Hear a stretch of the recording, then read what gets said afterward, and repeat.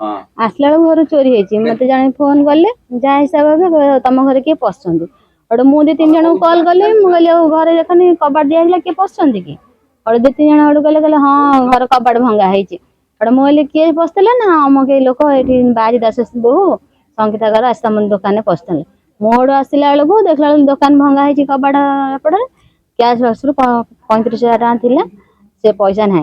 और पेटी फेटी सब फपड़ा है बिस्कुट हरिका सब खेला है घर सारा पड़ी आउ ता भीतर कौन जाइए खोला घर जना पड़ो कहीं घर खोला मना कर घर खोलिनु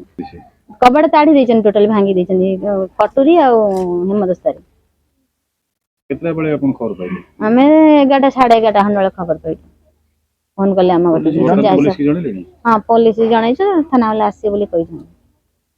पुलिस आसलेनी आसना आसी बोली कहि छन हमें ठाकुर कति जाई जेनु 11:30 हाँ फोन गला आम कति तुम घर कबाट तड़ाई दुकान घर तड़ाई से दुकान भीतर पहुँचे जन देखिले लेडीज गोटे फोन कले आम तो आसिक देखला बेलू पेटी सब खेल पड़ी पैसा पतर से पेटी कैश बक्स भीतर 35,000 टଙ୍କା आसी देखला ना सामान कौन करमु पुणी आम आसिक देखला बेलू समस्त पचारा बेलू कहे से पैसा कबाट को बाड़े भांगी देसी ये सब केते टଙ୍କା कोन 35,000 टଙ୍କା ये देखिचंदी की एठी लेडीज देखिचंती भीतर पहुँचे गोटे लेडीज देखी थाना जन हाँ जानी थाना वाला आसले मो ना सरस्वती दास कौन देखिचो से घर भीतर पसला मुझे डाकिली पड़े आइला किए घर भीतर बसते से बहु का घर